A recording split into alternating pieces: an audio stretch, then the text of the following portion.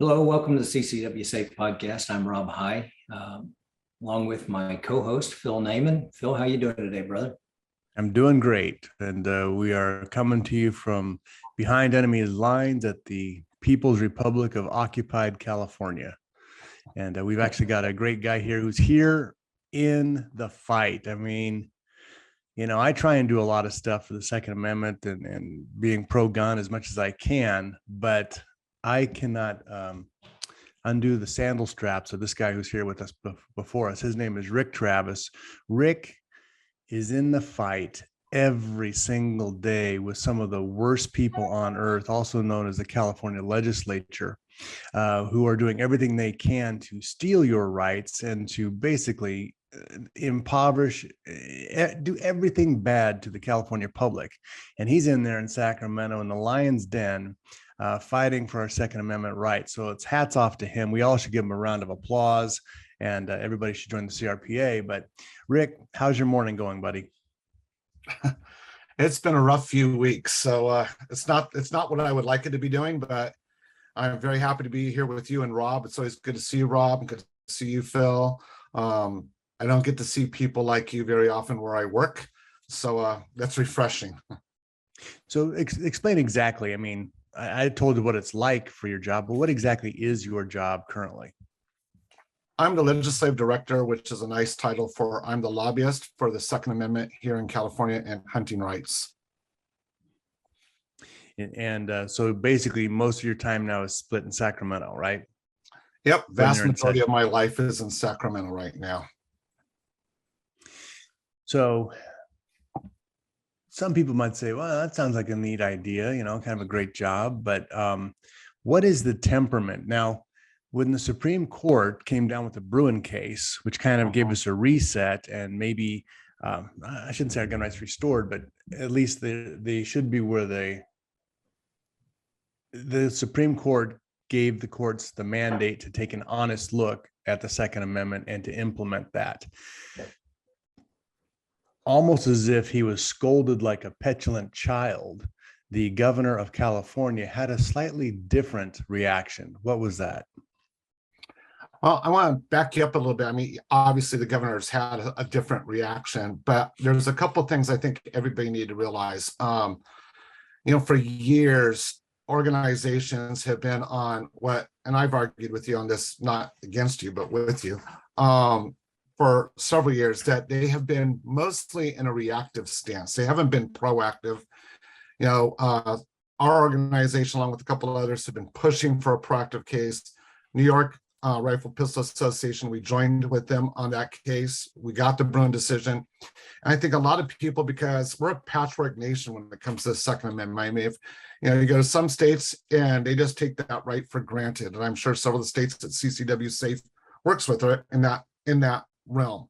And then there's ones there in the middle. It's like, well, things aren't great, but things aren't bad, kind of where we were 25 years ago. And that breeds a lot of complacency. And then there's those of us that are in the, as you said, behind enemy lines. And so I've likened it over the past couple of weeks that the Bruen decision for us in the Second Amendment was truly like the Battle of Midway during World War II. It was the point where we, as the Americans, knew the Imperial Navy of Japan was done. But that didn't stop the Japanese from saying, you're going to have to fight tooth and nail to take everything back that we did in late, 40 and 41 and 42. So there's this attitude within our community of, oh, we won Bruen, everything resets tomorrow. And that's not the way it happens. Yeah, so it's almost like we've won, go back to the couch, watch another football game. Yeah, exactly. And we haven't built a farm team. I mean, be honest, our community across the board, no matter what part of the country you come from, tends to be, well, it's the raw thing, so I shouldn't have to do anything. People should just do the right thing. The other side has actively been building a farm team from the bottom up and pushing those people into place. So I get a lot of people come at me, you blew this, you allowed this to happen, like it's been happening overnight. This has been happening for a couple of decades. So now we have this win. And obviously the Bruen decision, if you look at what the majority opinion was, It was thou shalt not, door law, thou shalt not, thou shalt not create, all of Manhattan to be an area where you can't carry a CCW. You won't interfere in these areas. And it wasn't just Newsom. I mean, as much as I love to point out all of Newsom's foibles and why he should never be president of the United States, which I don't care what he says, he's gunning for that. You have to realize there's people like the Brady campaign, Giffords, Moms That Demand Action, that literally, if there was one message I want to get across to this morning, they are writing up policies from city to counties, parishes, depending on what it is in your particular state, all the way up to the federal government, and handing pre-cut pieces of legislation and policies and regulatory issues forward, and they're handing them to those leftist candidates and leftist members in your local government who pushed them through with cute little names that don't sound harmful until it is. And back in our state in 2016, you and I remember, we had people in our own community go, well, how could this proposition be bad? It's safety for all. No, it was safety for none, but they put a cute title on it. And so we have a Senate bill that was a dealer record of sale, we call it DROS here, that was just designed to tweak and make sure the funds went where they're supposed to go, because Phil, that wasn't happening here in California.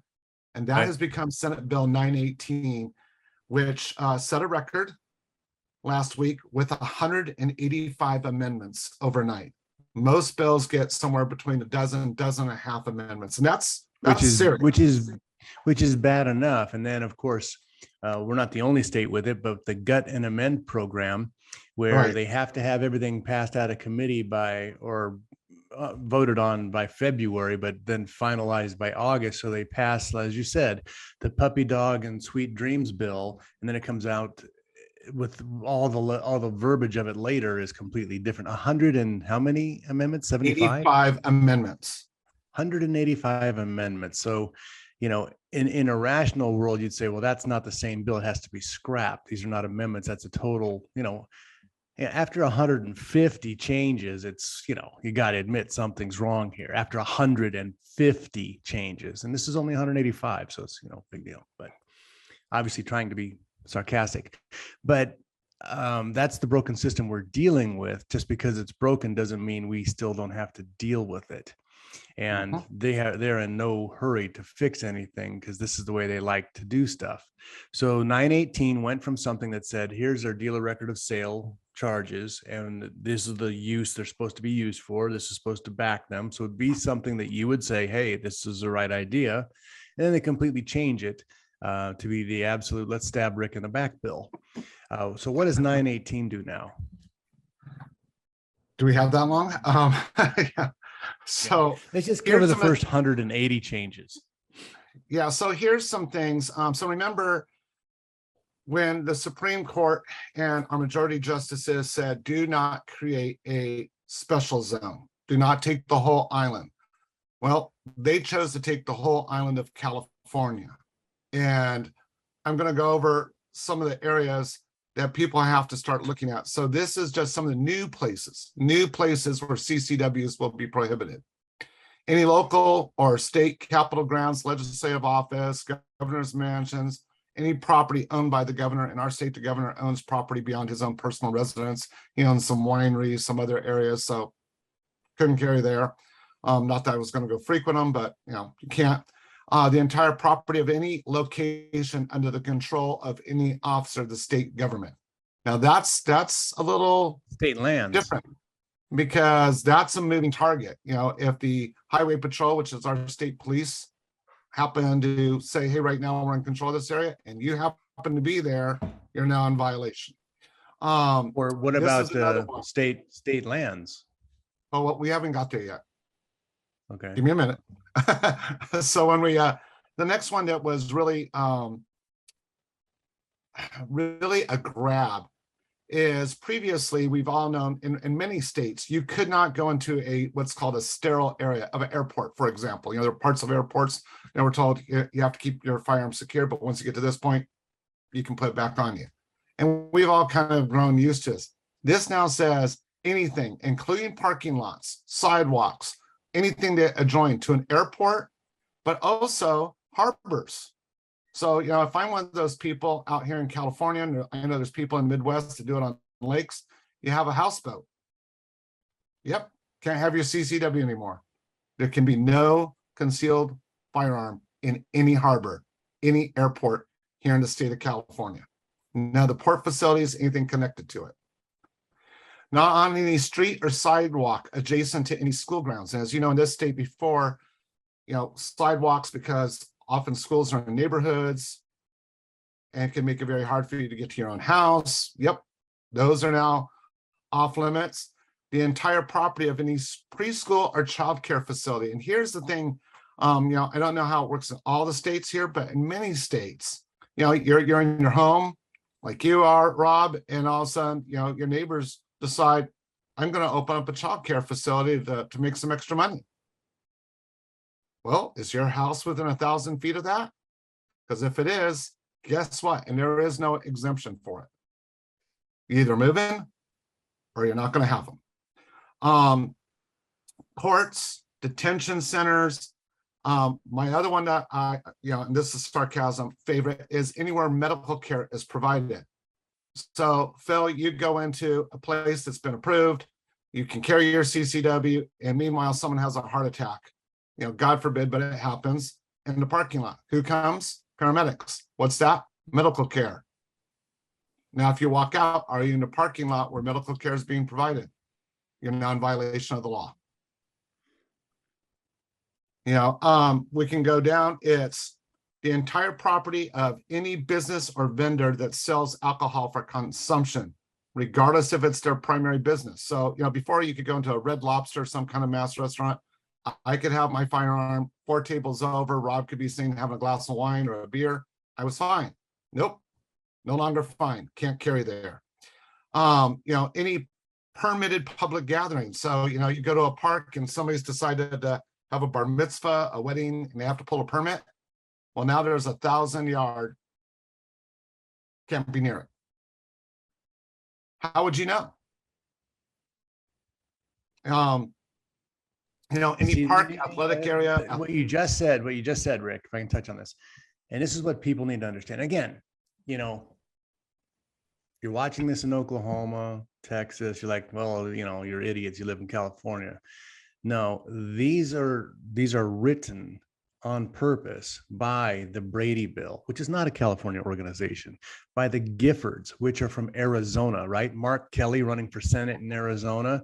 He is the heavily connected, as his wife was Gabby Gifford, right? So you've got a senator there in Arizona who's deadly after your Second Amendment rights. They're all over the place, and they give money to weak politicians who are not out there to support the Second Amendment to push through their agendas. So it'll pop up in Texas. Where's this going to pop up? Houston, right? Somebody like a Sheila Jackson Lee, who's a local person there, they're going to bring it up. Austin, Houston, that's where it's going to pop up. In Louisiana, it's going to pop up in New Orleans.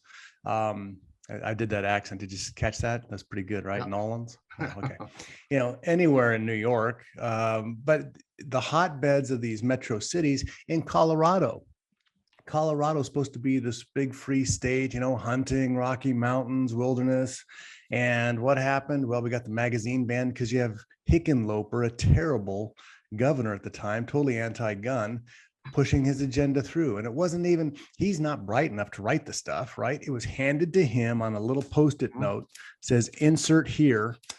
And he just walks in and puts it in, and then we're all fighting for it. So we've got these nefarious groups, such as the Brady campaign, such as the Giffords campaign. And these campaigns, right, they take a tragedy and they market it. The Brady campaign, Brady was a press secretary for Ronald Reagan. He was shot by John Hinckley? Yeah. Hinckley. Who the courts let out of prison, right? Because he was mentally deranged. It's like, well, geez, maybe we should keep him in since he's mentally. Anyway, that's my point of view, is bad people should stay in jail forever till they die. Right, Rob? Yeah. So I'm okay with that. But they let these people back out to continue to commit more crimes and to cause these issues. And so if you think this is just a California problem, you're wrong. The other part that you really have to understand is, yes, we have horrid politicians in California. California may be a failed state. It's teetering on the brink. We're very, very close. But we have Congress people in California and senators that vote on legislation that will affect Oklahoma, that will affect South Dakota, Nebraska, all these places that you guys think are, hey, man, we're good. We're constitutional carry. We have good people. Well, federal law, even if it's written poorly, is something we have to live under until it's finally overturned. And how many years did the Bruen case take? 7, 8? 8 years. So we were living under the Bruen case for 8 years until it was overturned. And I'm going to guess it probably was at the expense of $5 to $6 million in legal fees for that time period. So, I mean, that's robbing our time, and it's robbing our treasure, not to mention our energy, right? Our life force out of these people. These people are evil, and you need to realize that they do not have safety as an intention in any case, right? Yeah, Sorry, I think it's important. No. And I think it's important for all of us to realize, I think we as Americans and people that believe in the Constitution say, some things aren't going to repeat. And, there were times even as a kid, my grandparents would tell me about World War II and things that went on. And, I hate to say it, but as a kid, I was kind of like, well, some of it was kind of interesting, but some of it's like, oh, that would never happen again. Like, we've learned our lessons. Yeah, in California, part of this, I mean, and this goes on, amusement parks. I can't go to the park with my grandkid anymore if this gets signed into law, which it looks like it will. And we're going to fight it. But it came to two groups, and this was interesting to me. In the mid-1930s, Germany, the government at that time did not want certain groups to have any voice. They wanted to eliminate them. And they didn't do it overnight. They did it through a series of actions. One of the first actions was to say, oh, if you want to go do business with people who are gypsies or people who are from Jewish or several other, cultures that they didn't like, they first forced those businesses to put signs outside that said, oh, if you're going to go do business with them, that's who they are. And that was designed to make people that wanted to be on the side of the government be there.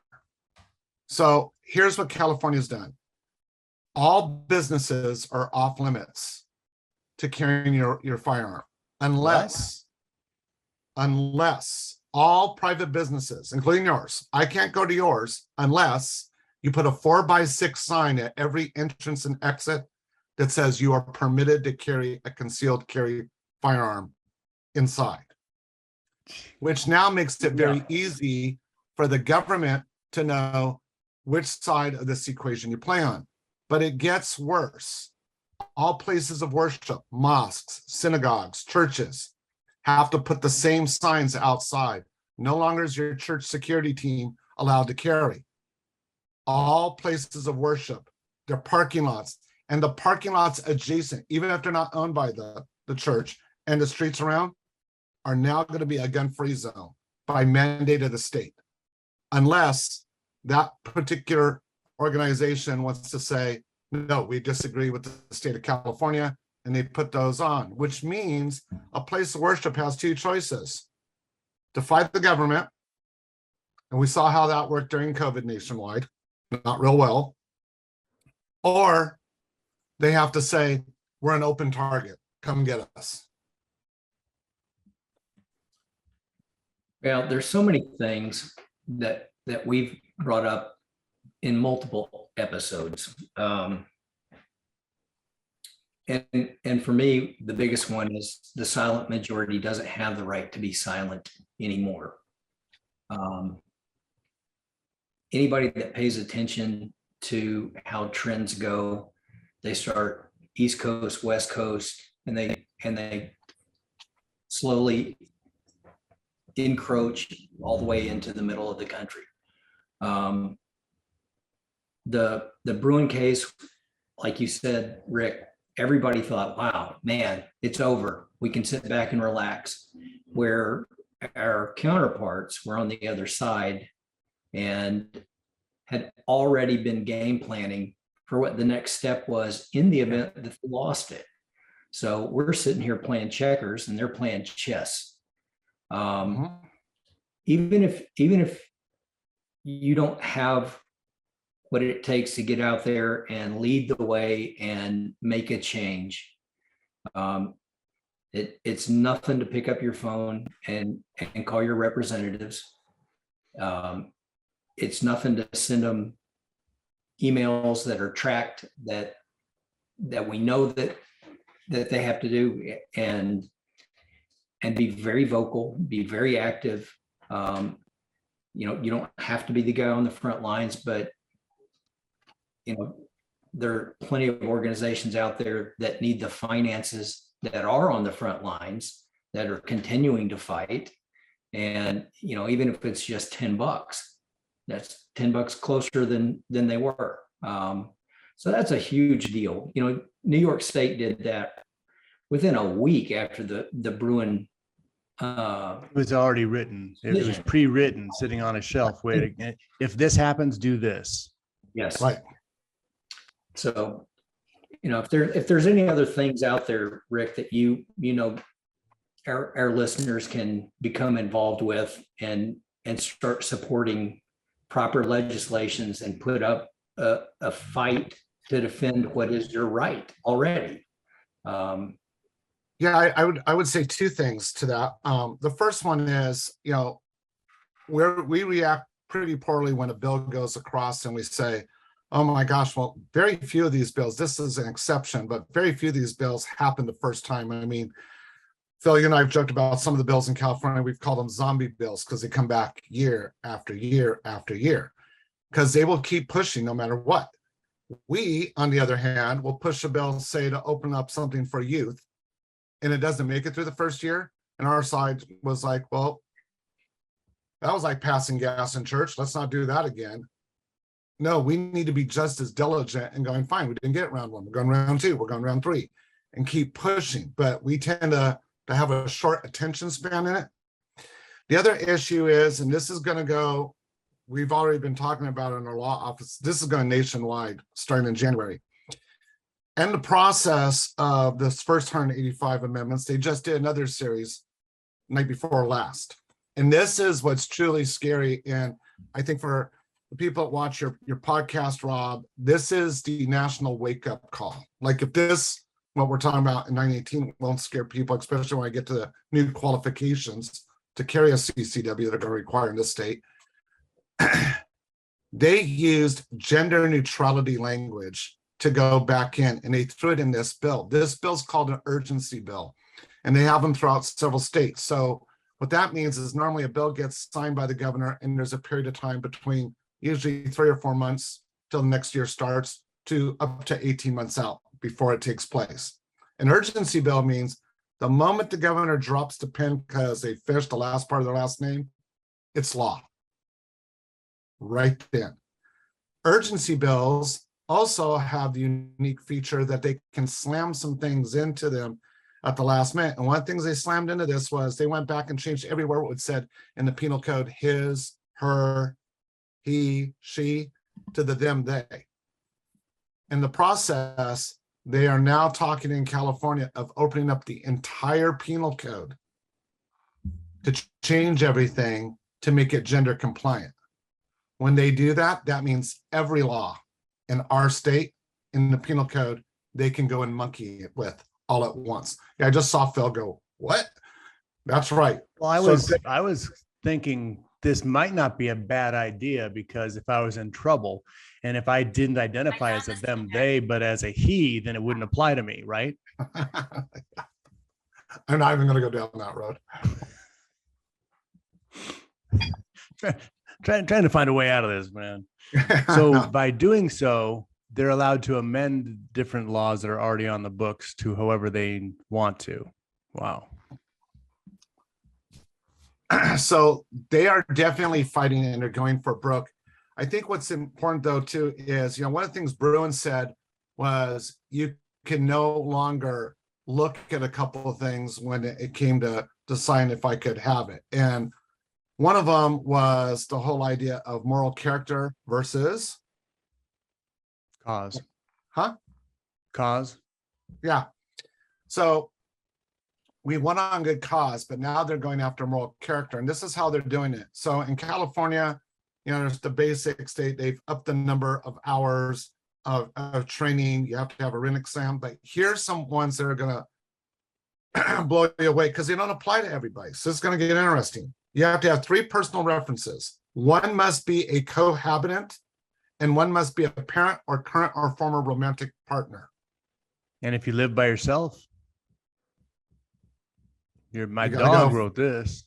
Roof, paw print. The agency is now required, which for a lot of our agencies, this is going to break their back and staying current with CCWs, to interview all 3 people. So your 3 references have to have physical interviews, which is going to slow down the process, especially when you have some of our departments in this state have 20, 25,000 active CCWs. That's 75,000 interviews. Every that's year, gonna- right? And Yeah. so, excuse me, during renewals. So every 2 years that has to be done, not in addition to whatever new ones come in. Correct. So you can figure that's a huge time cost.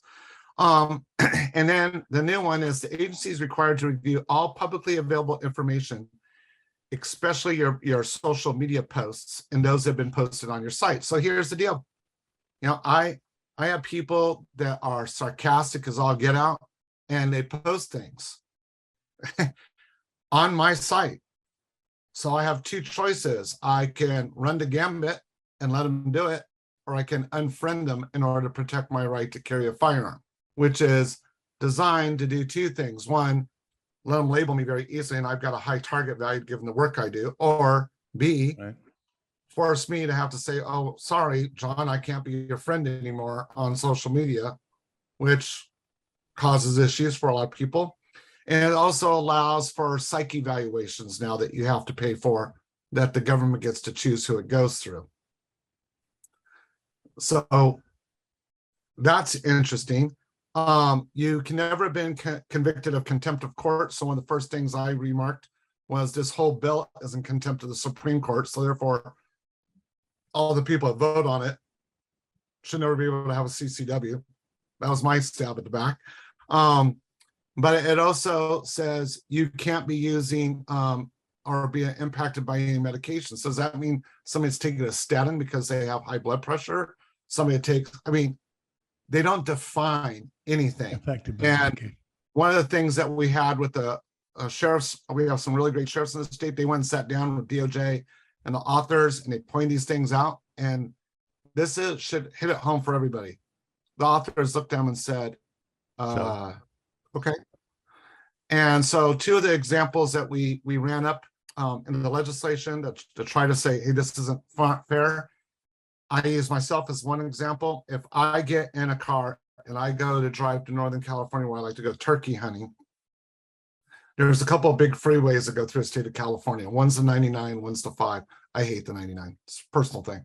So I drive the 5. But as Phil knows, there's wide swaths of that freeway that there's nothing. There's no gas station. There's nothing.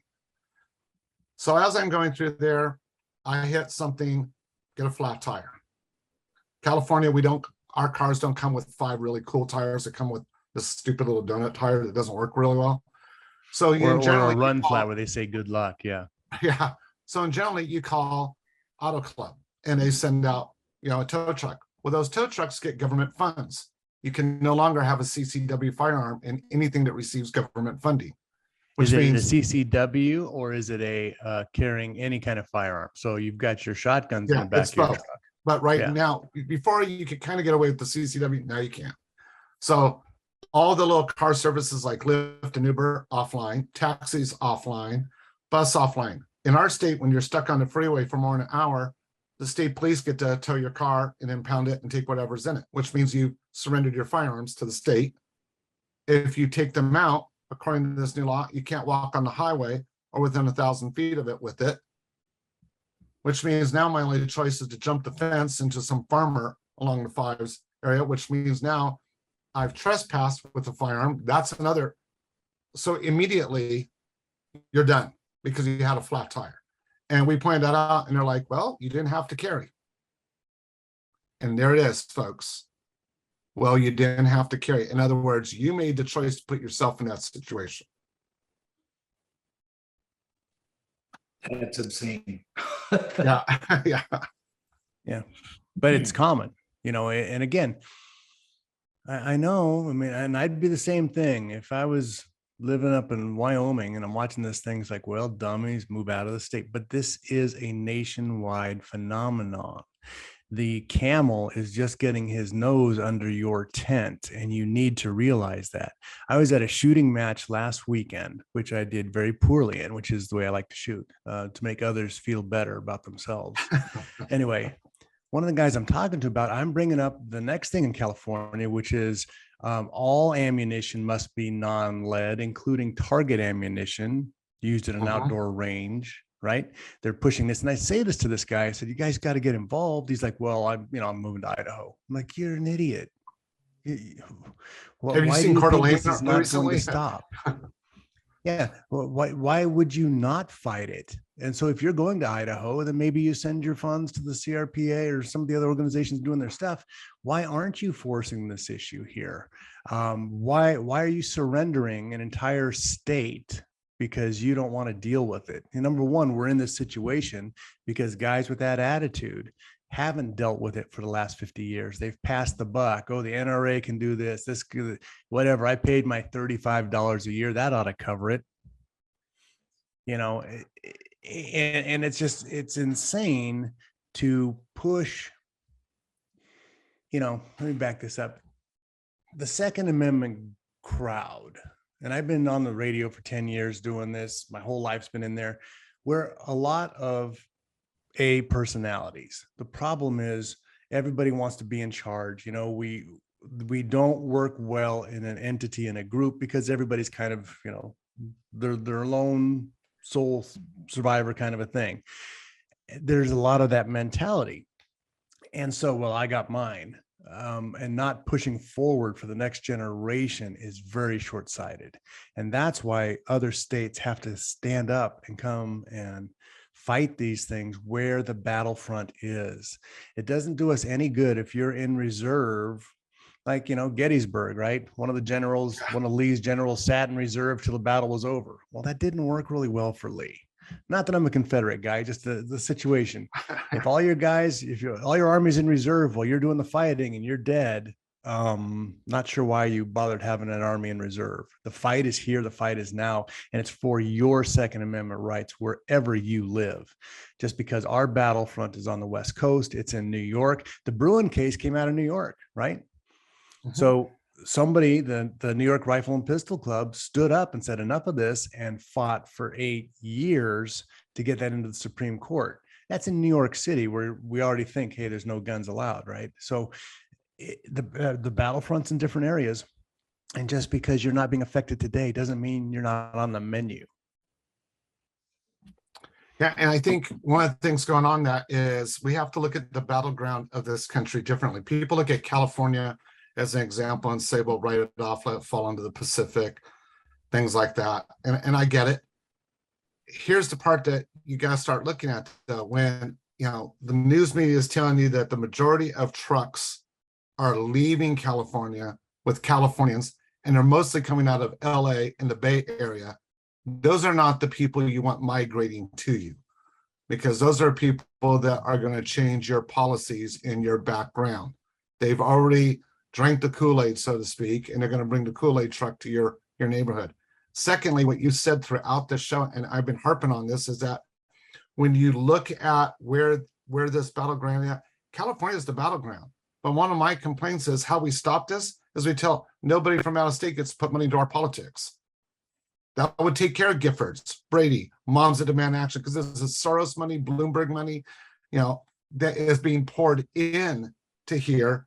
By the way, from many of your states out there where you're like laughing at us, it's your people that are attacking us. So like, I could be very angry and say, why don't you rein your own people in and get this off of our back? Because this is what we're facing. And the reason they're doing it is because, you know, everything from our fish and game code to a lot of these things were originally done in California, and everybody else basically cut and paste their penal codes, their laws off of what we had done. And so that's why they fight here, because that gives them a legal precedence in your home state. So folks, not fighting this battle, you're being really, really dumb, to be polite, because it's coming, and part of it's already came, because it's small increments. They don't take the whole apple till they think they can. Right now, that's where we're at in California. They think they can. We're the hot gates, okay? The movie 300, we're at the hot gates, and we can see the Soros money coming in from like the Persian army. And hey, there's only so much. And so this is a nationwide, whether you realize it or not today, even though we're resting on the Bruen case, this is a nationwide fight you are involved in, whether you realize it or not. And the sooner people stand up for their Second Amendments, and there's rifle and pistol associations in every state. And, the NRA does some good work every now and then. And there's other groups that are out there, but it's important that you get involved where you're at, and, send reinforcements to those that are on the front line. I don't make a dime from this, right? This is not my business to support these groups. I am a Second Amendment advocate because that's my passion, and I believe we should all be so. I am also a First Amendment advocate, a Fourth Amendment advocate. Not so much the 13th Amendment. I think we could, the income tax one we could redo, but there's a lot of things I do agree with on there, right? So we are civil rights fighters. We're fighting for our civil rights, which is the Second Amendment in this particular case. And, one of the things that I would point out to people too is your vice president of the United States was our attorney general back in 2016 when this onslaught started. And her co-conspirator in this is our current governor, Gavin Newsom, who is trying to get to the White House himself. So I look at people going, you realize 50% of the equation that led to this mess is already over all of you. And the other half is trying to get there very quickly. And what kind of judges do you think they'll appoint? Yeah, it's not going to be friendly judges to us at all. And their disdain in the Capitol, to be really upfront, is repeatedly when we brought up the Bruen decision, they think the Supreme Court is null and void in California. Rick, what kind of actions are you guys taking countering this right now? So we have literally at the CRPA instituted more lawsuits over this period of time than we probably have in 15 to 20 years combined. And it's incredibly costly, but we realize we have no lawsuits, choice. isn't it? Isn't it 8 new when ones? we're done, it's going to be close to double that. Because just 918 is going to be probably 5 different lawsuits because they packed so much into it. And we have 2571 that basically removed any ability for us to work with youth in this state, trying to kill the next generation work. And we're looking at right now already probably 30 more bills being pushed at us in January. So this other bill that came out about the youth, right? We can't market or anything to youth. 2571. About safe hunting, safe gun handling, responsible gun ownership. We can't do that. But did they restrict Call of Duty in California or first shooter games at all? No. Yeah, that's why I keep trying to tell people this is definitely what I would call bloodless coup to remove the firearms from the people. Yeah, you gotta understand what's going on out there. And this thing, like you're talking about, Rick, it's going to trend. You have people moving out en masse from California, and Gary and I took a course from Texas DPS, from Texas Rangers last year, and they were warning us on places in Texas, on counties in Texas where not to go, because they've already become so far left that that the charges, the likelihood of having charges, even in a clear-cut self-defense incident, if you used a firearm, they were gonna be filing charges. And you're talking about, the old Wild West. You're talking about the state of Texas. Right. Well, and a lot of people are like, well, I'm going to Texas. Well, Texas was run by like Ma Richards for like 30 years, and they were totally Right. anti-gun throughout the 1980s and 90s and 70s. And it wasn't until I think Rick Perry kind of got in that things turned around over there. But it was a Well, it wasn't until Democrat-controlled that state shooting. forever. Yeah. It wasn't until the shooting where the young lady came out and said she could have possibly saved one that Rick Perry went from being a gun stealing Democrat to becoming all of a sudden Second Amendment. And I've always had questions of like, politicians just want to stay in office. They'll say whatever they need to stay there. Yeah, it's a fact. I've told people for years that if you go to the top of the food chain on either side of the aisle, what separates them is just fractions. Yeah. The biggest thing, and the one thing that they'll always have absolutely in common, is the desire to retain power. So Yeah, so look at the personalities that are involved. Like, again, let's pick on another Californian, Pelosi.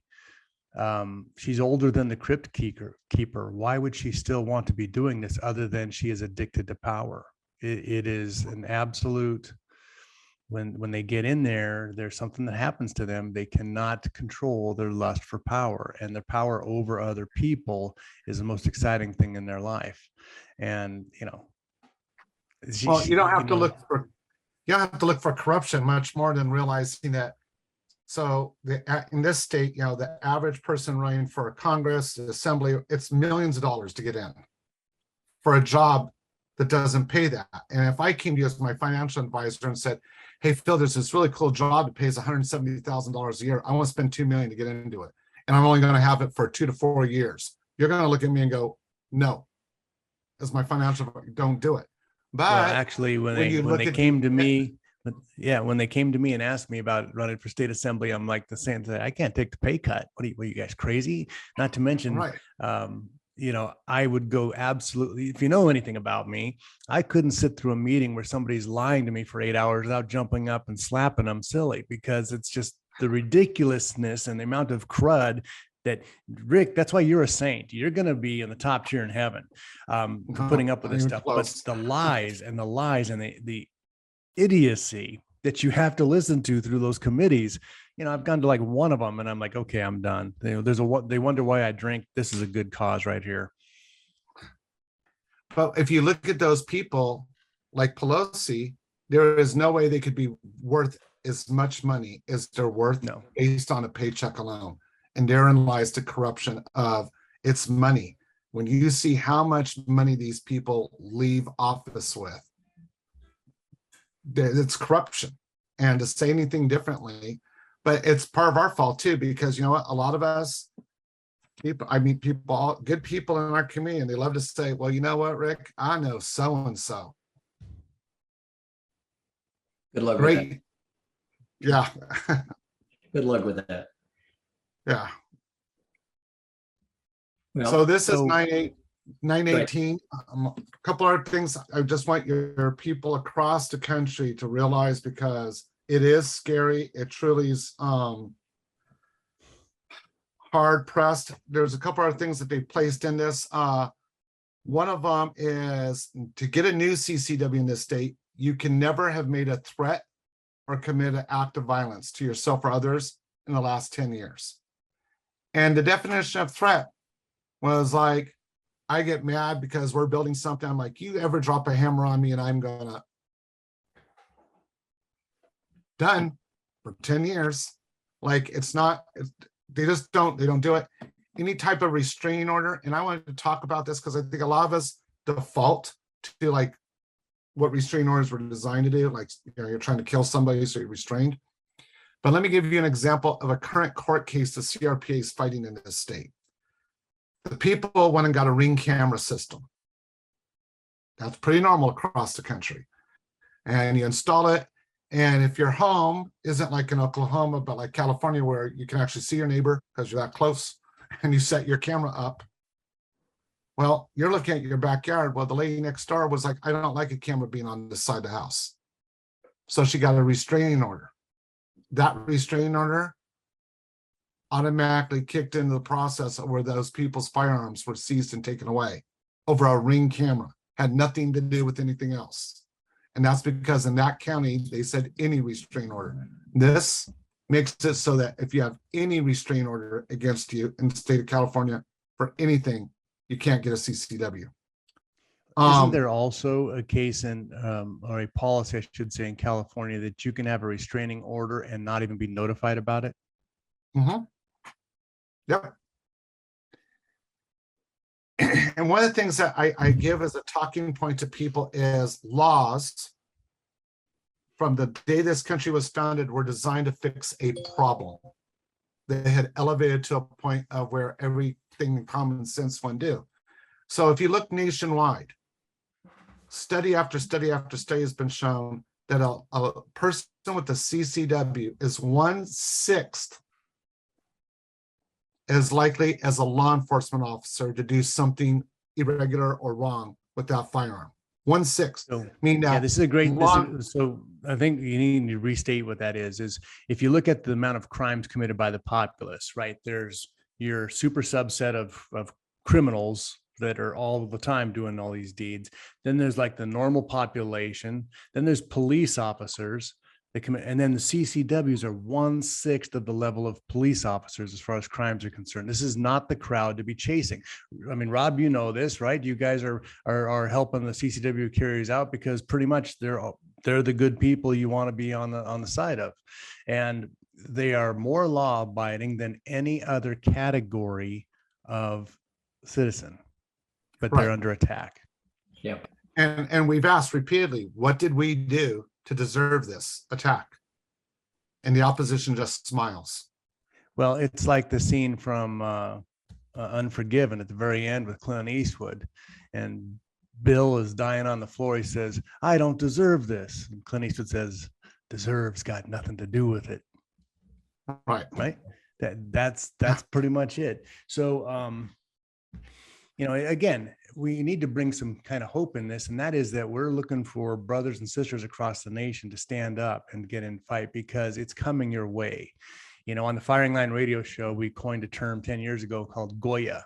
Stands for get off your couch and get in the fight, because it's coming your way, and you need to understand this. And just because you don't feel the heat right now doesn't mean they're not stoking the coals in your legislature. It's there. You have, like, look at Arizona, right? Flip state. If Mark Kelly, who is a horrid Democrat liberal, if he stays in, that's one more vote for Senate confirmations for crazy people that Joe Brandon's going to put on the court. That's one more vote. You have a chance to stop that in a place like Arizona. I have friends moving to Montana. It's like, well, I'm going to the free state of Montana. It's like, have you seen your senators? They vote lockstep with California. Colorado is the same thing. So Oregon, forget about it. So you've got these different states that we think are freedom loving, but you're still in the same thing. It is in your state, whether you have seen it or not. Even some of the small cities in like North Dakota, South Dakota, their downtowns are starting to get that stuff. You wouldn't expect it, but it's happening. And so you have to be vigilant where you are. You have to support those that are in the fight on the front lines, and you make sure that they're there. So, Rick, how do they get in touch with you? Oh, they can reach out at contact@crpa.org, or just go to crpa.org. I'm sorry, I cut you off there. Yeah, no, what I was going to say is, and in a lot of states, you don't have active groups like the CRPA there to help defend you. You need to start forming those. You need to start getting collections of you together. And one thing that I'm telling everybody in our state is we have a habit in the Second Amendment community. That habit is we show up, and I call it tailgate griping. We get on someone's tailgate at the range or something, and it's a circle of depression of like, well, this is going on, that's going on. That is part of my job, folks. Part of my job in the Capitol is to get my opposition to have those tailgate parties, because if they're doing that, they're not voting. They're not moving the ball against me. And that's what I want. I want them to stalemate. They, on the opposition, love to see us sitting at a coffee shop, at a range, griping, doing nothing. So at least hold each other accountable. Every time you see one of those guys, say, how's this move the ball forward for the Constitution? And if it doesn't, stop doing it. Because the definition of insanity is doing the same stuff over and over, expecting a different outcome. And our community has been doing the same reactive stuff for decades. And that's how we got where we're at today. Yeah. You know, and so many guys in the Second Amendment community have military experience. And what is the one thing we always hear is that we're always fighting the last war in our current military, right? We're going, hey, same thing in legislative battle is we're always fighting the second thing. As we saw with Bruen, once, you know, just like my bookshelves back here, hey, if this happens, here's our play code. They were lined up and ready to go. They know when they pass these laws, they're going to be constitutionally challenged. They use public funds and public DAs and or AGs to push their agenda down there. And then they say, okay, well, if this schmuck loses, what do we do? Well, we'll hit him with this lawsuit. We'll hit him with this. We'll hit him with this, hit him with this. Writing these laws costs them nothing. They don't even pay for the ink and the pen when they sign for this stuff. This is all publicly funded because we have the wrong people in office. And so, you know, the Brady bunch walks in and gives them this bill, says, here, submit this, and they just walk over, submit it. Then all of a sudden they have a lot of funds in their reelection campaign from nowhere. That's they're getting, it's a pay to play system. And because they have thought this out, because their ultimate goal is to disarm the Americans so they can tell you how to live, when you can come out of your house, what church to go to, who to associate with, when they feel it's nice, when you can move in your vehicle, when they feel you have the right to move, when you've earned the right to go from city to city. Just like in China, that's their ultimate goal. And I'm sorry to bring this up on this particular podcast, but everything they do is moving that football 1 yard down the line. And they're already like on our 20. I mean, it's time for goal line defense. And everything they do is with that intention, yet we have the best people on our side who are not engaged. Like you said, they're at the tailgate. The shooting, I was at West End Gun Club, talked to this guy in a blue shirt. And I said, hey man, this is coming. Well, I don't care. I'm like, what? Wow, we're at a shooting match. This shooting match could not happen if they pass that law, because no one's going to spend $600 in ammo to shoot one match. They'll close the range because they won't have anybody that can, you know, why does this not, and why do you think this will not go nationwide? Anyway, that mentality has to be stopped. It is in your backyard. You are on the side. You need to stand up. You're on the front lines, like in the Revolutionary War. Hey, you're one of those guys. They're shooting at you. Just because they hit the guy to your right and the guy to your left doesn't mean they're not shooting at you. You need to realize this, folks. And every single state needs to get involved. And the guys in the states, and you know, email Rob if you have a complaint. But you have to realize how important this is. And I know that I might feel passionate, but hey, I've been here for 59 years in this state. And I've watched it go from a great place to, you know, just doing the big swirly through the J trap because of bad governance. 1982, we had Prop 15 trying to outlaw all handguns. That's when it started, 1982. And, you know, here we are 40 years later fighting the same fight. Well, you know, we've also, and you and I have touched on this on previous shows, but, you know, you had people for years that were like, you're going way overboard here, you know, but you're telling people that 2A protects 1A. And if you don't believe that now, you see the reactions to the Bruen decision. And all of a sudden now they want access to all your social media and those kind of things, because they want to screen you before they approve whether or not they're going to allow you to carry.